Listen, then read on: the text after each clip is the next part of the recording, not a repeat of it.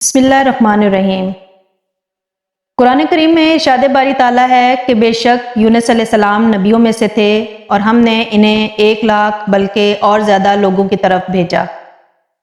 حضرت یونس علیہ السلام عراق کے علاقے نینوا میں نبی بنا کر بھیجے گئے تھے۔ یہ آشوریوں کا پایا تخت تھا۔ انہوں نے 1 لاکھ نبی اسرائیلیوں کو قیدی بنایا ہوا تھا۔ چنانچہ ان کی ہدایت و رہنمائی کے لیے اللہ تعالیٰ نے ان کی طرف حضرت یونس علیہ السلام کو بھیجا۔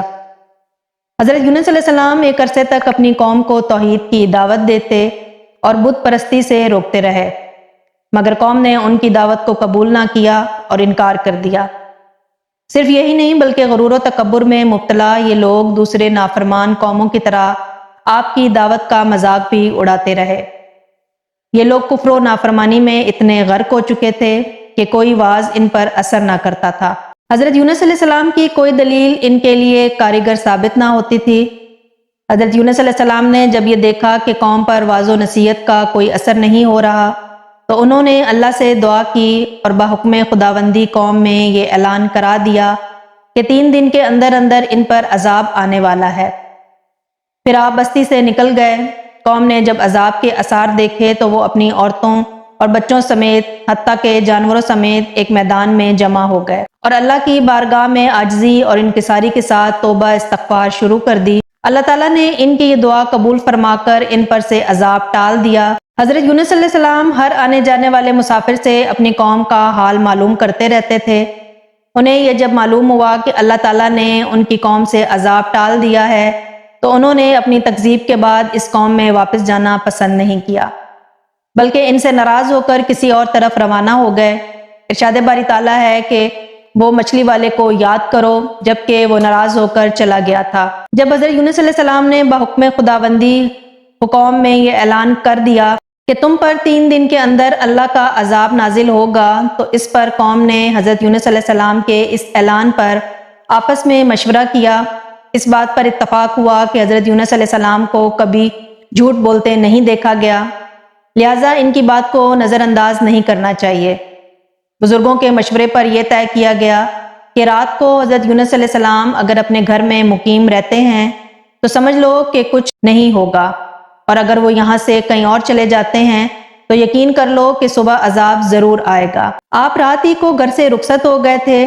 صبح ہوئی تو گہرے بادلوں کی شکل میں سیاہ دھواں بستی والوں کے سروں پر منڈلانے لگا۔ عذاب کے آثار ظاہر ہونے شروع ہوئے تھے۔ چنانچہ اہل عقل کے مشورے پر سب گھروں سے نکل کر میدان میں جمع ہو گئے اور صدیق دل اور عاجزی اور انکساری کے ساتھ توبہ استغفار کرنے لگے، اور اللہ تعالیٰ نے ان کی دعا قبول فرما کے ان پر سے عذاب ٹال دیا۔ حضرت یونس علیہ السلام کو جب عذاب کے ٹل جانے کی اطلاع ملی تو انہیں یہ فکر لاحق ہوئی کہ اب میں جھوٹا سمجھا جاؤں گا۔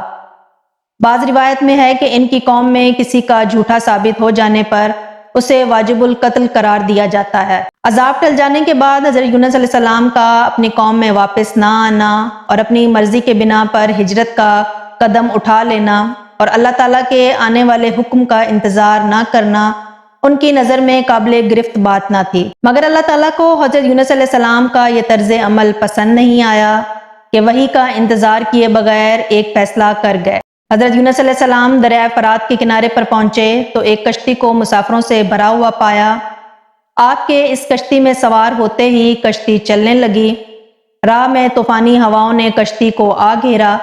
جب وہ ڈگمگانے لگی اور اس کے غرق ہونے کا یقین ہونے لگا تو کشتی والے اپنے عقیدے کے مطابق کہنے لگے کہ ایسا معلوم ہوتا ہے کہ کوئی غلام اپنے آقا کے پاس سے بھاگ کر آیا ہے، اور جو اس کشتی میں سوار ہے جب تک اسے کشتی سے جدا نہ کیا جائے گا نجات مشکل ہے۔ حضرت یونس علیہ السلام نے سنا تو انہیں خیال ہوا کہ اللہ تعالیٰ کو میرا نینوا سے وحی کا انتظار کیے بغیر اس طرح سے چلے آنا پسند نہیں آیا اور یہ میری آزمائش کے آثار ہیں۔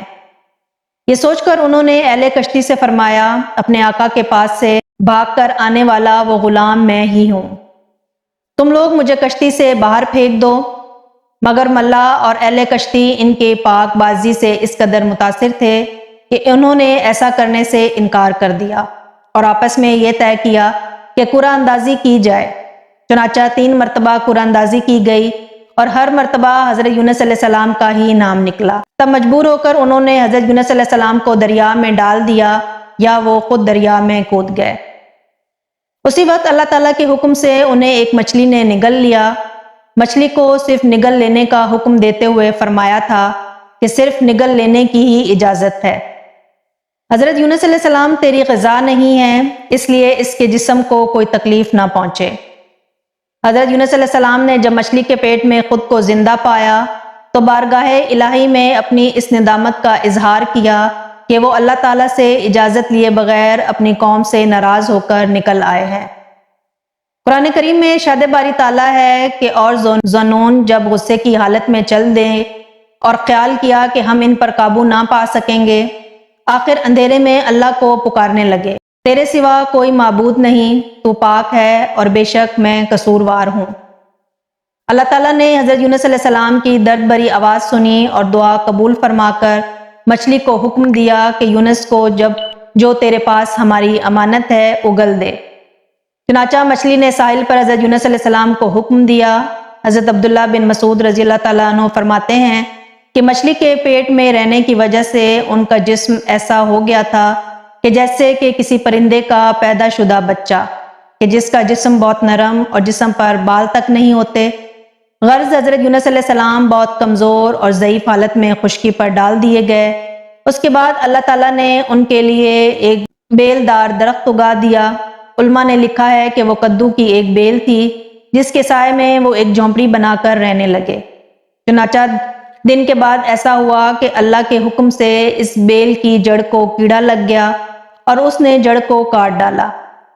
جب بیل سوکھنے لگی تو حضرت یونس علیہ السلام کو بہت غم ہوا۔ تب اللہ تعالیٰ نے وحی کے ذریعے انہیں مخاطب کرتے ہوئے فرمایا کہ یونس، تمہیں اس بیل کے سوکھنے کا بہت رنج ہوا جو ایک حقیر سی چیز ہے، مگر تم نے یہ نہیں سوچا کہ نینوا کے 1,00,000 سے زیادہ آبادی جس میں انسان بس رہے ہیں اور ان کے علاوہ جاندار بھی آباد ہیں، اسے برباد اور ہلاک کر دینے میں ہمیں کوئی ناگواری نہیں ہوئی ہوگی، اور کیا ہم ان کے لیے اس سے زیادہ شفیق اور مہربان نہیں ہیں جتنا کہ تمہیں اس بیل کے ساتھ انس ہے۔ جب تم وحی کا انتظار کیے بغیر قوم کو بد دعا دے کر ان کے درمیان سے نکل آئے، یہ ایک نبی کی شان کے خلاف ہے کہ وہ قوم کے حق میں عذاب کی بد دعا دے کر اور نفرت کر کے ان سے جدا ہو جانے میں جلد بازی کرے اور وحی کا بھی انتظار نہ کرے۔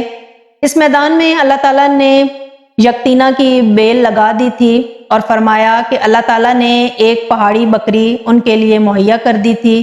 وہ صبح و شام آپ علیہ السلام کو دودھ پلا کر چلی جاتی تھی، جس سے آپ علیہ السلام کی صحت بہتر ہو گئی۔ علماء فرماتے ہیں کہ کدو کی بیل اگانے میں بہت سے فوائد پیش نظر تھے۔ اس کے پتے نرم شگفتہ اور گھنا ہوتا تھا اور مکھیاں اس بیل کے پاس نہیں جاتی۔ حضرت عبداللہ بن مسعود رضی اللہ تعالیٰ عنہ نے فرمایا ہے کہ حضرت یونس علیہ السلام مچھلی کے پیٹ میں 40 روز تک رہے۔ وہ مچھلی انہیں زمین کی تہہ تک لے جاتی، دور دراز کی مسافتوں میں پھراتی اور نمکین کڑوے پانی کی تاریکیوں میں رکھتی۔ آپ علیہ السلام نے ہر جگہ سنا کہ مچھلیاں رحمت کی تسبیح کر رہی ہیں، حتیٰ کہ چھوٹی چھوٹی کنکریاں بھی رحمان و رحیم کی تسبیح میں مصروف ہیں۔ تفسیر ابن جریر میں حضرت ابو ہریرہ رضی اللہ تعالیٰ عنہ سے مقتول ہے کہ مچھلی جب آپ علیہ السلام کو لے کر سمندر کی نچلی تہہ پر پہنچی تو آپ علیہ السلام نے کچھ آہٹیں سنی، دل میں سوچا کہ یہ کیا ہے، تو اللہ نے وحی فرمائی کہ یہ سمندری جانوروں کی تسبیح ہے۔ جو حضرت یونس علیہ السلام نے بھی یہ تسبیح کی، فرشتوں نے آپ کی تسبیح سنی تو بارگاہ خداوندی میں عرض کرنے لگے کہ اے ہمارے پروردگار، ہم اجنبی زمین سے ایک کمزور سی آواز سن رہے ہیں۔ اللہ نے فرمایا کہ یہ میرا بندہ یونس ہے جس سے میرے فرمان کی لغزش ہوئی، تو میں نے اسے سمندر کے اندر مچھلی کے پیٹ میں قید کر لیا۔ فرشتوں نے حضرت یونس علیہ السلام کی سفارش کرتے ہوئے کہا کہ اے ہمارے معبود حقیقی، وہ تو تیرا بہت نیک بندہ ہے جو شب و روز تیرے پاس نیک عمل پہنچاتا ہے۔ فرمایا ہاں، وہ بہت اچھی تسبیح کرتا ہے۔ اللہ تعالیٰ نے مچھلی کو حکم دیا کہ ہمارے بندے کو ساحل پر ڈال دے۔ تفسیر ابن جریر میں حضرت سعد بن مالک رضی اللہ تعالیٰ عنہ سے مروی ہے کہ رسول اکرم صلی اللہ علیہ وسلم نے فرمایا کہ جس نے حضرت یونس علیہ السلام کی دعا کے ساتھ دعا کی، اس کی دعا بارگاہ الہی میں قبول ہوگی۔ قرآن کریم میں حضرت یونس علیہ السلام کا ذکر سورہ نساء، سورہ انعام، سورہ یونس، سورہ صفات اور سورہ انبیاء اور سورہ قلم میں موجود ہے۔ ان میں سے پہلی 4 صورتوں میں نام لے کر اور باقی 2 صورتوں میں صاحب حوت یعنی مچھلی والا کہہ کر ذکر کیا گیا ہے۔ نون دراصل بڑی مچھلی کو کہتے ہیں، اور چونکہ حضرت یونس علیہ السلام کئی دن ایک بڑی مچھلی کے پیٹ میں رہے، اس لیے انہیں مچھلی والا کہا گیا۔ مورخین اسلام بھی اس بات پر متفق ہیں کہ حضرت یونس علیہ السلام کی نسب کے تعلق سے اس سے زیادہ کوئی بات ثابت نہیں ہے کہ ان کے والد کا نام متی تھا، چنانچہ وہ حضرت یونس بن متی علیہ السلام کے نام سے مشہور ہوئے۔ حافظ ابن حجر رحمۃ اللہ علیہ فرماتے ہیں کہ حضرت یونس علیہ السلام کے زمانے کا تعلق تاریخ کی روشنی میں مشکل ہے، البتہ بعض مورخین نے لکھا ہے کہ جب ایران کے اندر وہ دور تھا جس میں بہت سارے بادشاہ تھے اور ہر ایک اپنی اپنی مرضی کے حساب سے حکومت کیا کرتا تھا، اس وقت نینوا میں حضرت یونس علیہ السلام کا ظہور ہوا۔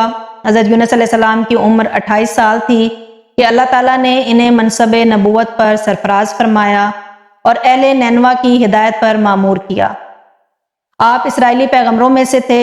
امام بخاری رحمۃ اللہ علیہ کی کتاب انبیاء میں شائع شدہ ترتیب کے مطابق آپ کا ذکر حضرت موسیٰ علیہ السلام، حضرت شعیب علیہ السلام اور حضرت داؤد علیہ السلام کے زمانوں کے درمیان ہے۔ اللہ تعالیٰ مجھے اور آپ کو قرآن و حدیث پر چلنے کی توفیق عطا فرمائے، آمین۔ امید ہے کہ آپ کو آج کی ویڈیو بھی پسند آئی ہوگی۔ اگر آپ کو ہماری ویڈیو پسند آئی ہو تو ہمارے چینل کو سبسکرائب کر دیں۔